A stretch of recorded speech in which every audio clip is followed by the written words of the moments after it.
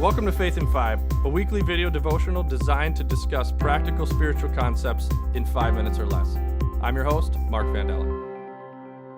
So if you're anything like me, all of your favorite vacations have to do with food. That's how I look so forward to traveling to try new places and new food. And all of my best vacations include some of my favorite places to eat. If I go camping, I always make sure that one of the meals is walking tacos. And I like to dial it up a notch. Instead of just Fritos, I like nacho cheese Doritos. There's a tip. I can tell you that the best sushi I ever had was in California with my family last year. The best pulled pork sandwich I ever had is actually a pulled pork wrap at Puckett's in Nashville. I feel like I'm doing a little like diners, drive-ins, and dives right now, but everything, you could tell, everything about vacation for me is food. Not because of just how excited I'm getting, but also because it's starting to show. But what does food and our favorite food have to do with our faith? Well, not only does the consumption of food matter, but it's also, if you consider the experience, and I always look for the places with the longest wait, the longest line. Most people are kind of reliant on Yelp, and then you got to figure out how many people have eaten there, and people have such wide varieties of opinions on things like that. So honestly, one of my favorite things to do is figure out what's the busiest restaurant, because that's a pretty good clue to what the best food in town is. The place you can see this the best is food trucks. And summer's a great place to think about food trucks. But if you go to a place that has a bunch of food trucks, if you just step back and watch for a little bit, you can tell who has the best food. It's almost like the smell of the food trucks in the air, and you can see, yeah, that's the one I want, because there's 20 people in that line. And while it may be a little bit more of a wait, it may cost you a little bit more, it's going to be worth it. You don't walk up to the food truck with no line. That food is going to be terrible. You walk up to the food truck with the most line.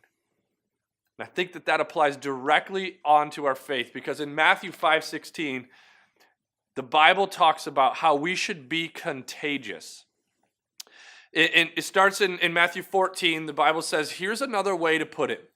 You're here to be a light, bringing out the God colors in the world. God is not a secret for us to keep. We're going public with this, as public as a city on a hill.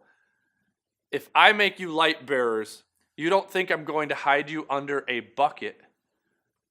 No, I'm putting you as a light on a hilltop. It's like I'm going to take you as a light and I'm going to put you way up high, because I want others to see God in you.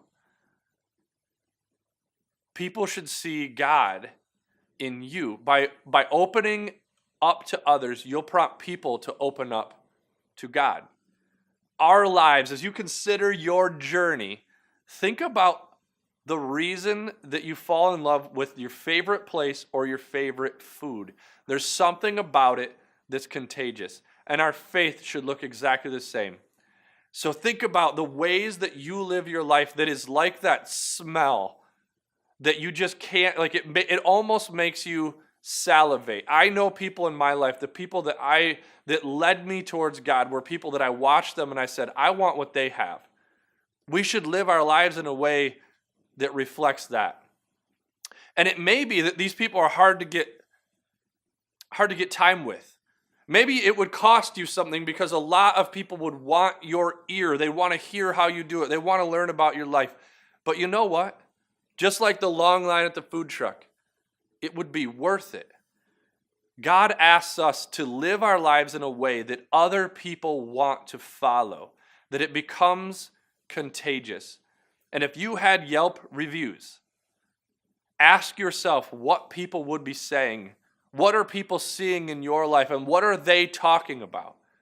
Is it the best food in town? This week, as you live out your life, consider how you can be contagious with your faith, and it's something that somebody would want to come. They'd want to wait in line to be a part of the faith that you live.